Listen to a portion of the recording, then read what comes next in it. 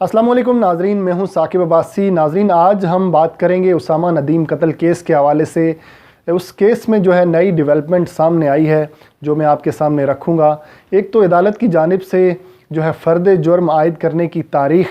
जो है मुकर्रर कर दी गई है। दूसरा जो इस केस में जो अहम बात हुई वो ये हुई कि मुल्ज़मान की जानिब से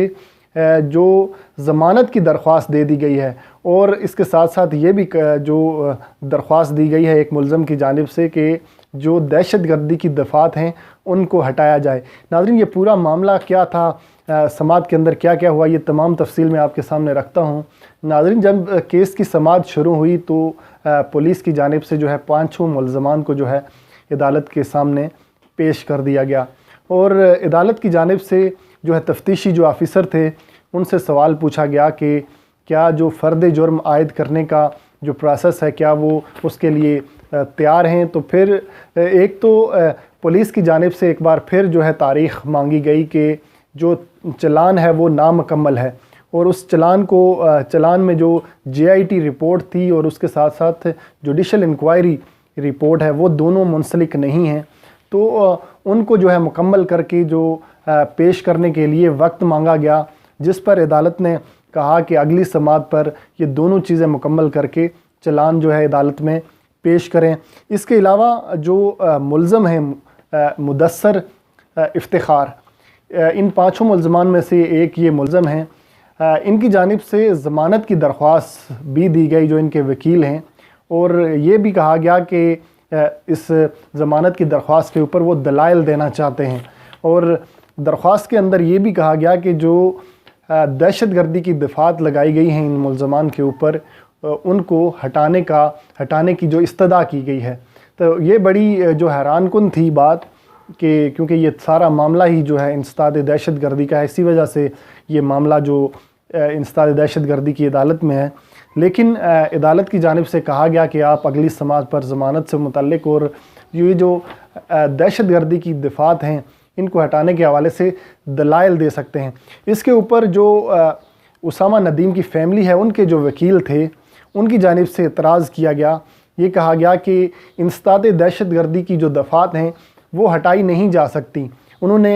बैरिस्टर फ़ाद मलिक कत्ल केस का हवाला दिया कि उसके अंदर भी जो इंसदाद दहशत गर्दी की जो दफ़ात हैं वो शामिल की गई थी, ऐसा ही वो भी वाक़या है, और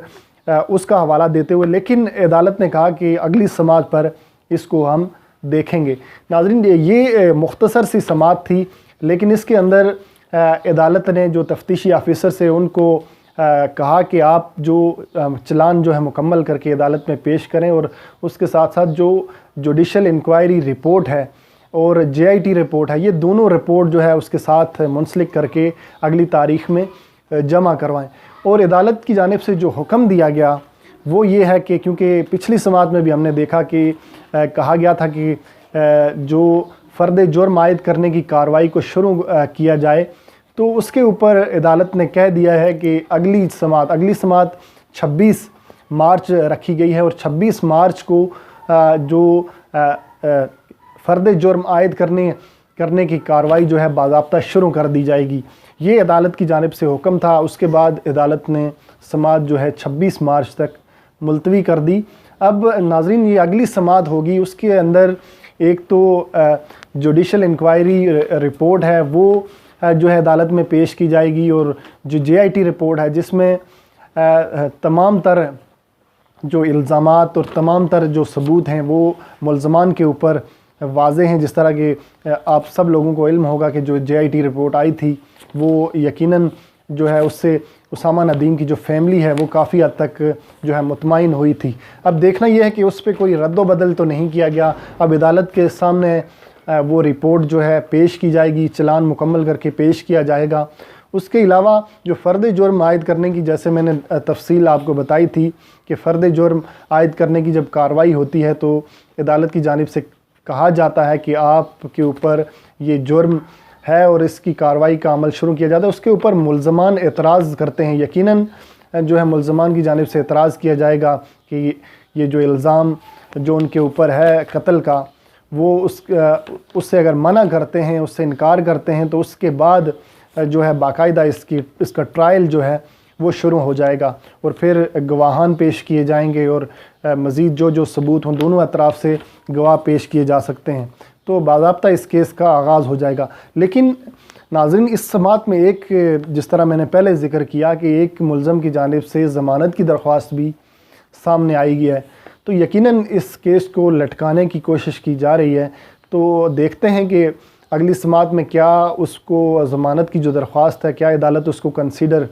کرتی ہے، کیا ضمانت اس سٹیج پہ دفعہ 302 ہے اور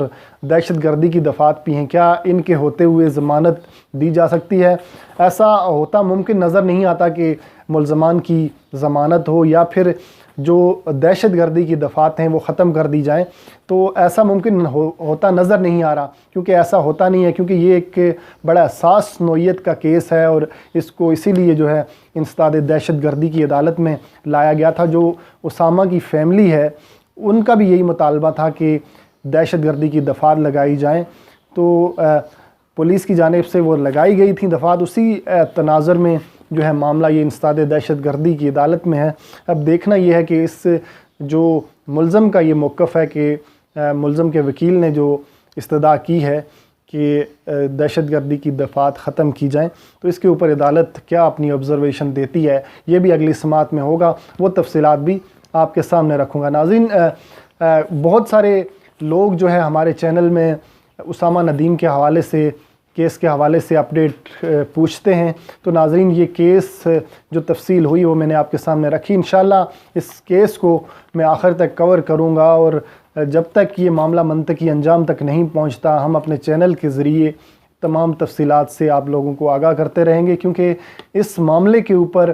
عوام نے خاص طور پہ بڑا ساتھ دیا اسامہ ندیم کی فیملی کا، جو ان کے لیے بڑا حوصلہ افزا ہے، اور ہمیں توقع ہے کہ آگے بھی وہ ان کے ساتھ رہیں گے۔ میڈیا کے اینڈ پہ میں آپ کو ضرور یقین دلاتا ہوں کہ جتنا بھی ہم سے ممکن ہو سکا ہم اس ایشو کو ہائی لائٹ کرتے رہیں گے، اور جب تک اسامہ کی فیملی کو انصاف نہیں ملتا ہم ان کے ساتھ کھڑے ہیں۔ تو آج کی ویڈیو کے لیے صرف اتنا ہی۔ آپ اپنی رائے ضرور دیجیے گا، آپ کی رائے ہمارے لیے بڑی اہمیت کی حامل ہے، اور ایک بار پھر میں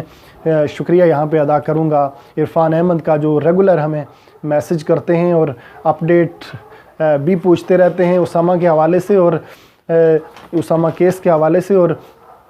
دیگر جو ہماری ویڈیوز ہوتی ہیں ان کو بھی جو ہے اپریشیٹ کرتے ہیں۔ تو آج کے لیے صرف اتنا ہی۔ ثاقب عباسی کو اجازت دیجیے، اللہ نگہبان۔